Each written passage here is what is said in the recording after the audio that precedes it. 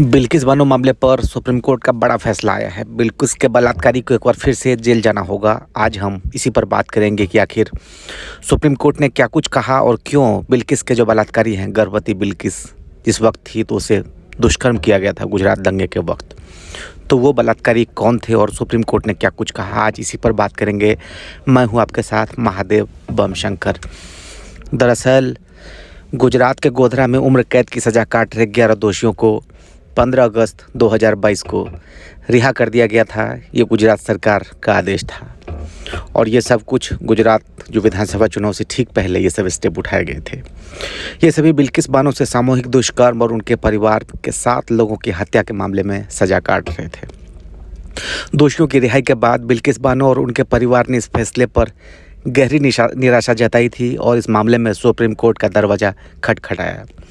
अब इस मामले पर सुप्रीम कोर्ट का फैसला आया, जिसमें सर्वोच्च न्यायालय ने गुजरात सरकार के उस फैसले को पलटते हुए सभी दोषियों को कहा कि सरेंडर करें कोर्ट में और जेल के अंदर जाएं। दरअसल सवाल उठता है ऐसे में कि बिल्किस बानो है कौन और 2002 में बिल्किस बानो के साथ क्या कुछ हुआ था। दरअसल 27 फरवरी 2002 को साबरमती एक्सप्रेस में गोधरा स्टेशन के पास आग लग गई थी।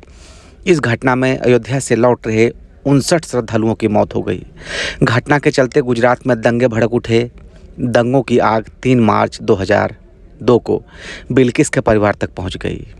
उस वक्त 21 साल की बिल्किस के परिवार में बिल्किस और उनके 3.5 साल की बेटी के साथ 15 अन्य सदस्य भी थे। चार्जशीट के मुताबिक बिल्किस के परिवार पर हथियार, तलवार और अन्य हथियारों से लैस 20 से 30 लोगों ने हमला बोल दिया।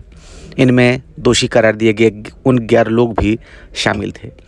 दंगाइयों ने बिल्किस, उनकी मां और परिवार की 3 अन्य महिलाओं के साथ दुष्कर्म किया। उन सभी को बेरहमी से पीटा। हमले में परिवार के 17 में से 7 सदस्यों की मौत हो गई, 6 लापता हो गए। केवल 3 लोगों की उनमें से जान बच पाई।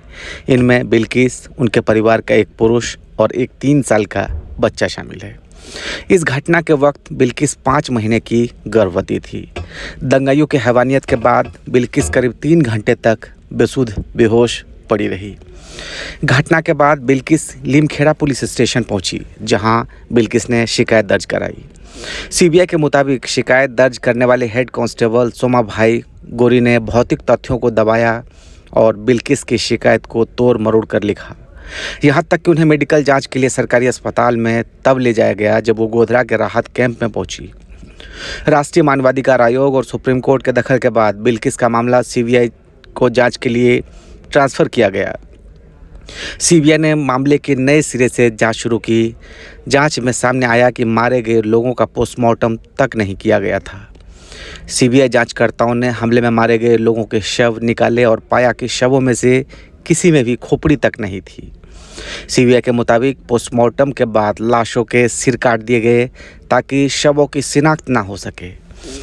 मामले का ट्रायल शुरू हुआ तो बिल्किस बानो को जान से मारने की धमकी मिली। इसके बाद ट्रायल को गुजरात के बाहर महाराष्ट्र में शिफ्ट किया गया।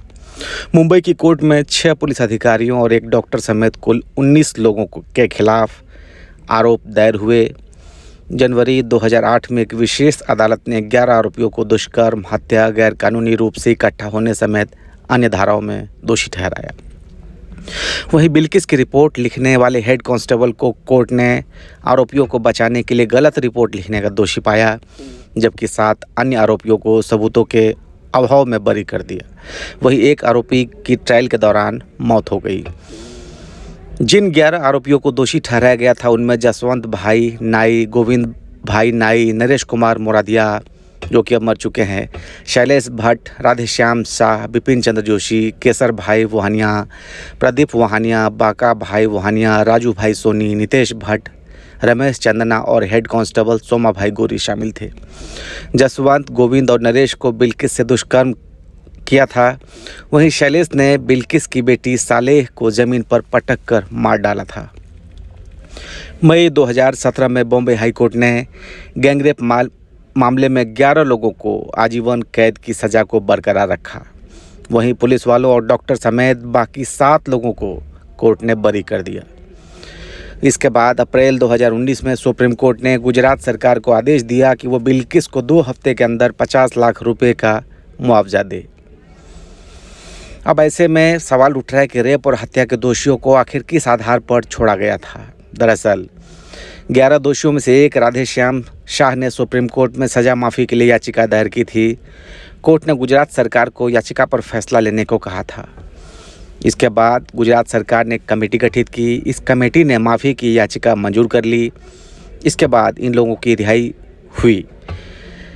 सवाल उठ रहा है कि किस कानून के तहत इन लोगों की रिहाई हुई। संविधान के अनुच्छेद 72 और 161 में राष्ट्रपति और राज्यपाल के पास कोर्ट से सज़ा पाए दोषियों की सज़ा को कम करने, माफ़ करने और निलंबित करने की शक्ति है।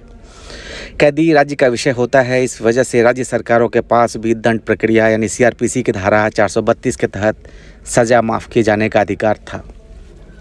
हालांकि CRPC की धारा 433A में राज्य सरकार पर कुछ पाबंदियां भी लगाई गई है, जैसे फांसी या उम्र कैद की सज़ा पाए दोषी को तब तक जेल से रिहा नहीं किया जा सकता है जब तक वो कम से कम 14 साल की सज़ा काट ना ली हो। सज़ा माफ़ी की याचिका लगाने वाले राधेश्याम को 15 साल 4 महीने हो चुके थे। अब सवाल उठ रहा था कि विकल्प क्या था बिल्किस बानो के पास। बिल्किस ने सरकार के इस आदेश को सुप्रीम कोर्ट में चुनौती दी। सरकार के इस आदेश को किसी भी अन्य सरकारी आदेश की तरह चुनौती दी जा सकती है। इस पर सुनवाई करते हुए सुप्रीम कोर्ट ने सभी 11 दोषियों को जो छूट है उसको रद्द कर दी।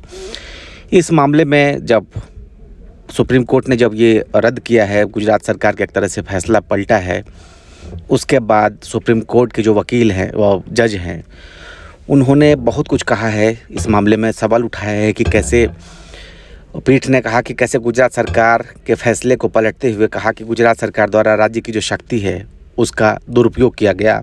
ये एक इसका बड़ा उदाहरण है। न्यायमूर्ति नागरत्ना ने फैसला सुनाते हुए कहा कि प्लेटो ने कहा था कि सज़ा प्रतिशोध के लिए नहीं बल्कि सुधार के लिए है।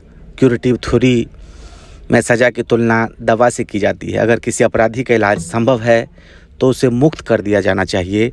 ये सुधारात्मक सिद्धांत का आधार है, लेकिन पीड़िता के अधिकार भी महत्वपूर्ण हैं। नारी सम्मान की पात्र हैं। क्या महिलाओं के खिलाफ जघन्य अपराधों में छूट दी जा सकती है? ये वो मुद्दे हैं जो उठते हैं।